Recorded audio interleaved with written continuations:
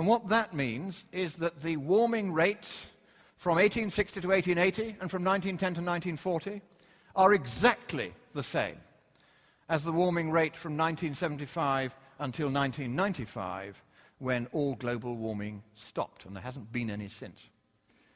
So there is no anthropogenic signal whatsoever in the temperature record, just as the scientists correctly concluded in 1995 before the IPCC, the UN's climate panel, rewrote their paper. So now just a few lies from the scientific community. Who can guess what kind of a lie I'm illustrating here? Anybody? Yes, it's our old friend, the start point fallacy. They decided they would start this graph just in 1970, the intention being to show that hurricanes are getting far worse because of global warming. And that's what the paper concluded. So I, being dull and boring and scientific, went and got the rest of the hurricane activity record. So we go on then to a lie which was told by the Director General of the National Climatic Data Center, Tom Carl, when he and I testified alongside each other in front of the Energy and Commerce Committee of Congress earlier this year. I produced this graph. I'm sorry that the text is not entirely clear, but what I'm saying here is that there has been global cooling for the last 8 or 9 years. Statistically significant and rapid cooling. How many of you have seen that reported in any major news medium recently? Not many, no, not even one perhaps. There you are. They don't tell you the elementary facts about the climate. And when I produced this graph, the ranking minority member, who had prearranged this with me, put on a wonderful act. He said to Mr. Carl, Mr. Carl, why have not you or any agency of the US government in receipt of taxpayers' dollars told us in these months of hearing about global warming that for 9 years, ever since the turn of the millennium on the 1st of January 2001, there hasn't been any global warming. There has been rapid, statistically significant global cooling. Or is Lord Monckton lying to us? And Tom Carl flannelled. He wouldn't admit that global temperatures had fallen. This was not on message. So I was asked to write to the committee and explain how I came to produce that graph.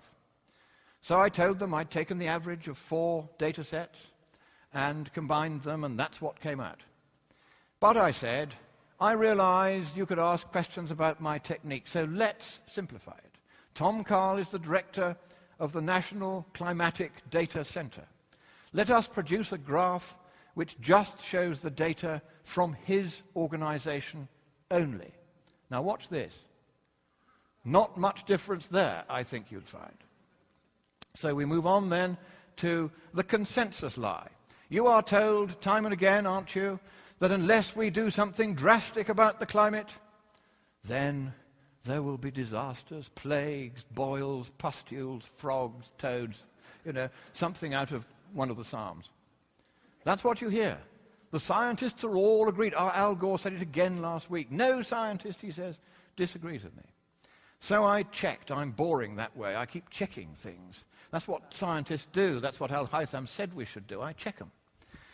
So I got a colleague who had access to the ISI Web of Science database, a very distinguished scientist, called Klaus Martin Schulte in London, to search all papers published between the beginning of 2004 and the beginning of 2007, using the search term global climate change.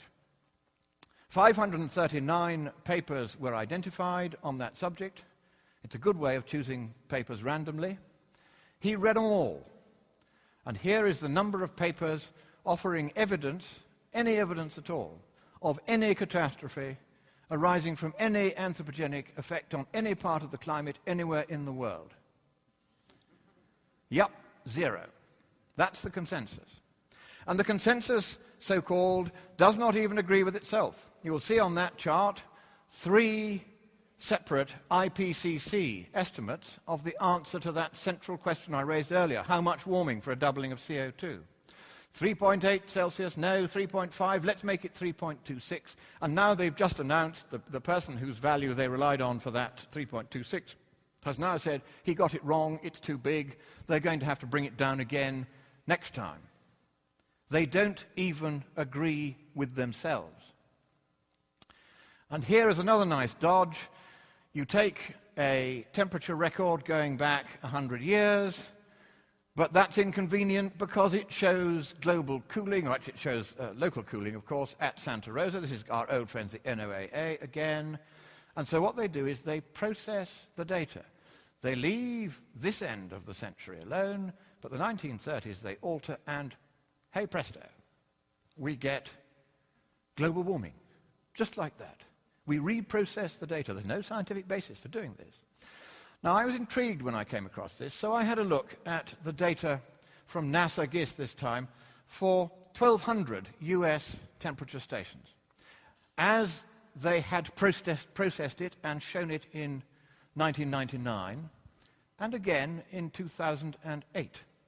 And once again, the same technique is being used. They are actually accelerating the rate at which they're exaggerating the warming of the 20th century, because they cannot bear to admit that actually there hasn't really been anything like as much as they say there has. And here is another lie. Niels Axel Mørner, doing the most thorough investigation of sea level ever done anywhere in the Maldives in 2004 to 2007, concluded there'd been no sea level rise in the Maldives for 1,250 years. None.